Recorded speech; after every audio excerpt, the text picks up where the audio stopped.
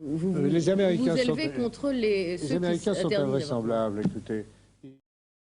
Ilmuwan yang satu ini bernama Mr. Jacques Cousteau, seorang ahli oceanografer dan ahli selam terkemuka dari Prancis.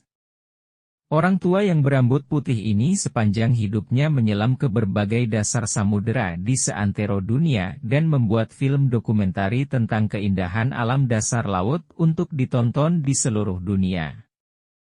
Pada suatu hari ketika sedang melakukan eksplorasi di bawah laut, tiba-tiba Cousteau menemui beberapa kumpulan mata air tawar segar yang sangat sedap rasanya karena tidak bercampur atau tidak melebur dengan air laut yang asin di sekelilingnya. Sehingga seolah-olah ada dinding atau membran yang membatasi keduanya.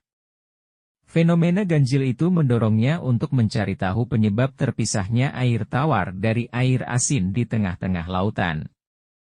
Sampai pada suatu hari ia bertemu dengan seorang profesor muslim dan menceritakan fenomena ganjil itu kepadanya.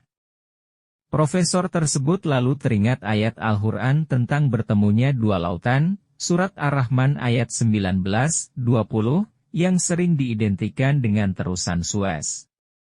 Ayat itu berbunyi, dia membiarkan dua lautan mengalir yang keduanya kemudian bertemu. Antara keduanya ada batas yang tidak dilampaui masing-masing.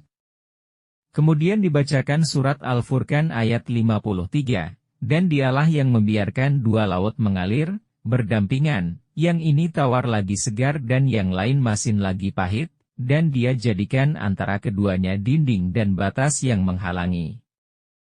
Terpesonalah Mr. Cousteau mendengar ayat-ayat Al-Quran itu, melebihi kekagumannya melihat keajaiban pemandangan yang pernah dilihatnya di lautan yang dalam.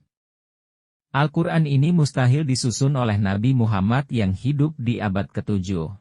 Suatu zaman ketika belum ada peralatan menyelam yang canggih untuk mencapai lokasi yang jauh terpencil di kedalaman samudera. Benar-benar suatu mukjizat, berita mengenai fenomena ganjil 14 abad yang silam akhirnya terbukti pada abad ke-20. Mr. Cousteau lalu berkata bahwa, Al-Quran sesungguhnya memang kitab suci yang berisi firman Allah, yang seluruh kandungannya mutlak benar. Dengan seketika dia pun memeluk Islam. Vous avez dit non. Ça, il n'y a absolument pas question.